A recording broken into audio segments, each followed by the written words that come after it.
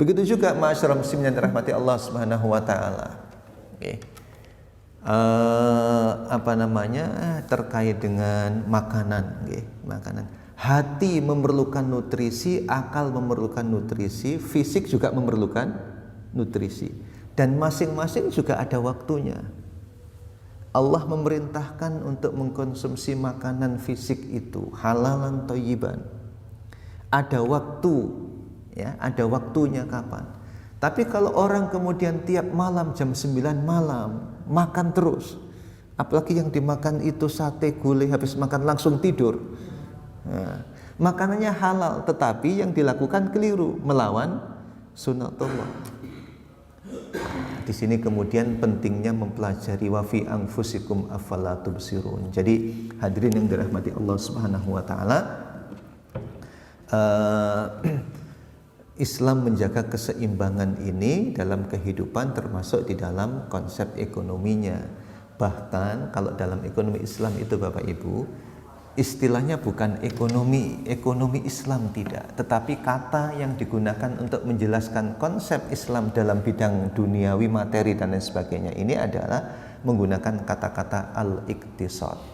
Makanya ada seorang pemikir Muslim yang bernama Bakir Sodar, ya, Bakir Sodar.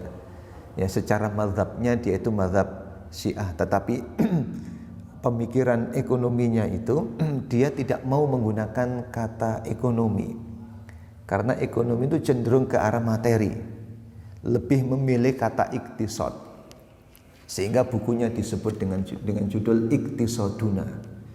Kata-kata iktisad itu dari kata dasar kosoda, ya, kosoda. Kosoda itu artinya juga pertengahan, punya maksud, punya tujuan dan pertengahan.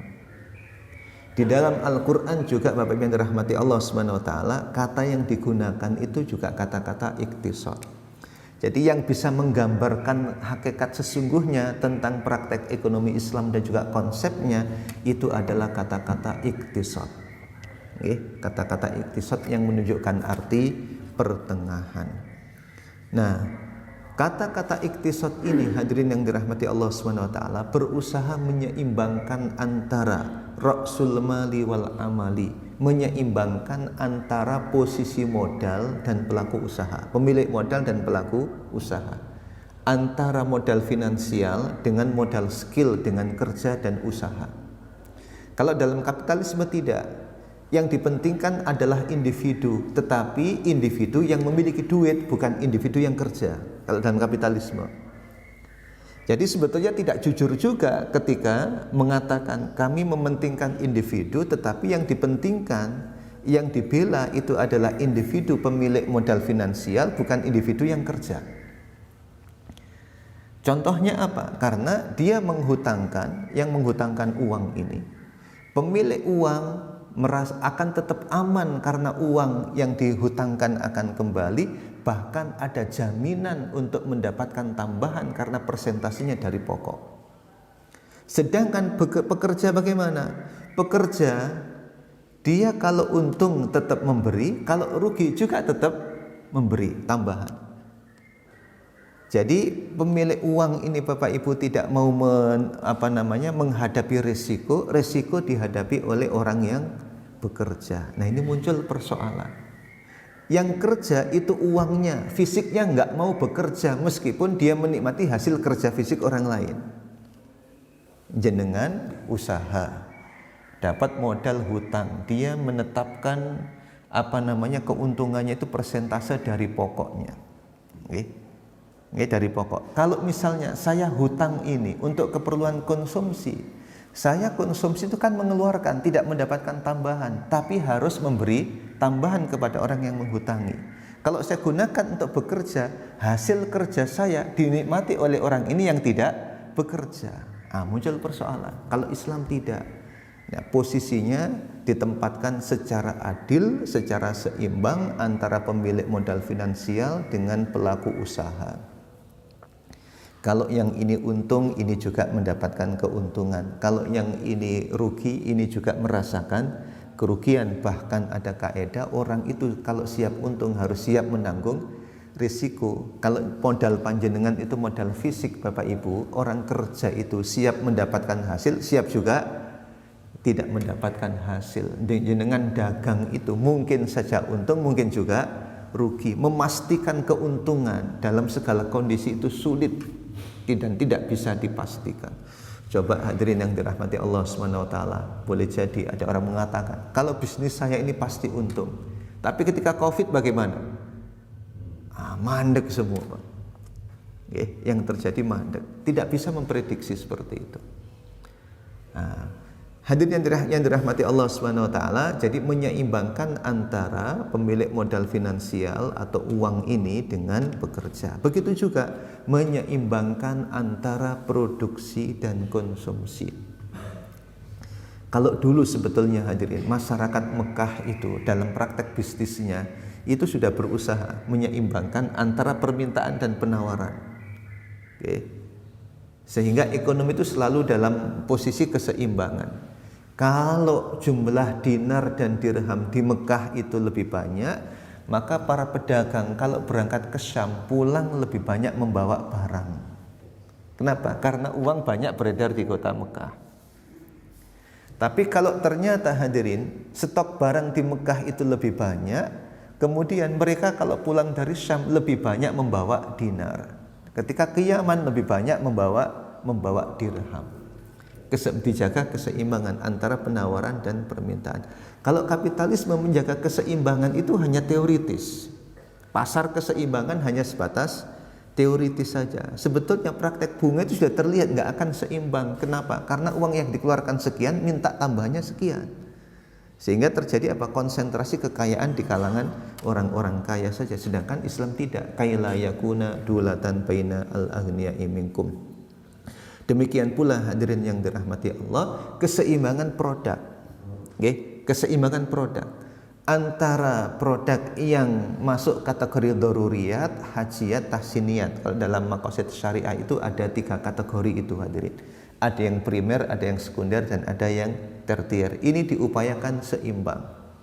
Kalau dalam kapitalisme hadirin, pasar keuangan lebih dominan. Sehingga peredaran uang itu lebih banyak ke pasar keuangan daripada pasar barang.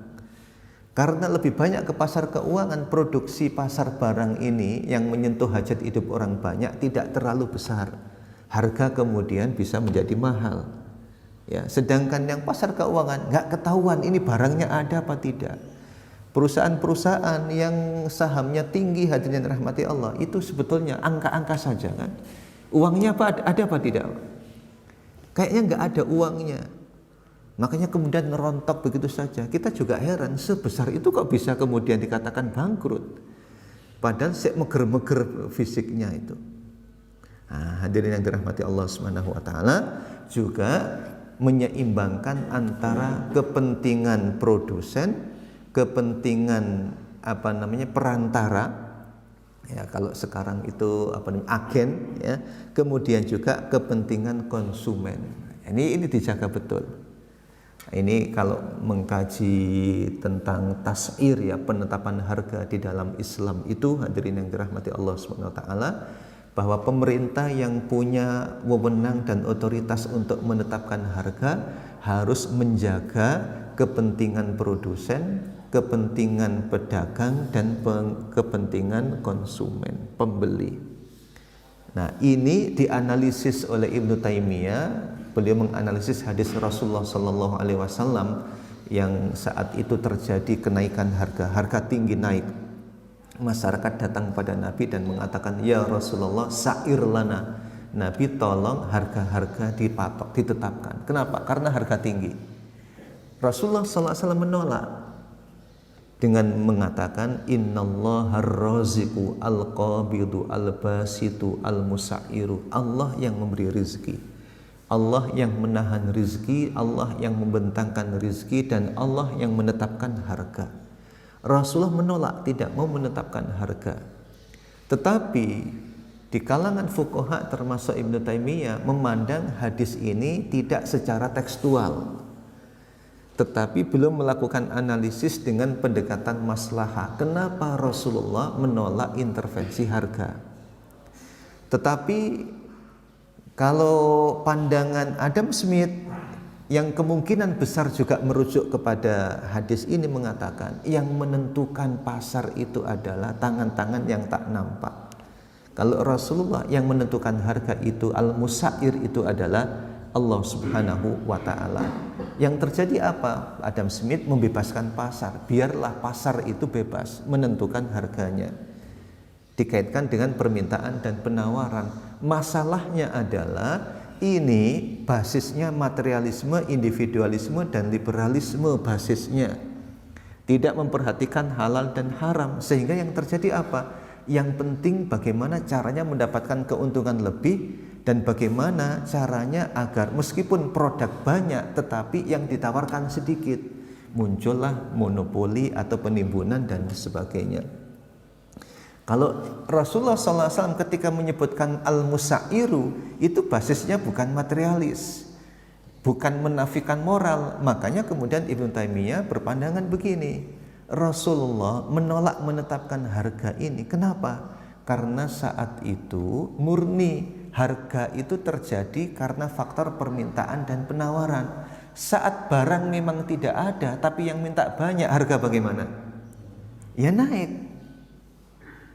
Dan tidak adanya barang ini memang betul-betul tidak ada. Sebab apa? Sebab pelaku pasar Nabi ini adalah para sahabat Nabi yang memegang moral.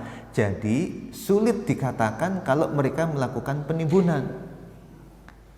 Maka karena yang terjadi memang barang jarang, maka Rasulullah menolak menetapkan harga. Sebab kalau menetapkan harga, nanti yang dirugikan siapa? Pemilik barang, produsen nanti. Ya, sehingga ada teori dari Ibnu Taimiyah itu diistilahkan dengan at-tas'irul adilu dan at-tas'irul dzalimu. Penetapan harga yang adil dan penetapan harga yang zalim.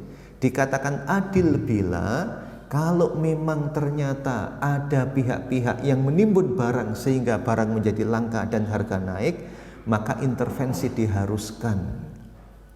Ya, saat itulah terjadi intervensi yang adil. Tetapi ketika ternyata barang memang sedikit, permintaan banyak, bukan karena distorsi, bukan karena penimbunan dan sebagainya, kok intervensi penetapan harga, ya dirugikan pemilik ini. Akan terjadi kezaliman terhadap produsen. Sedangkan keseimbangan ini mengharuskan apa? Menjaga hak-hak konsumen dan produsen secara seimbang.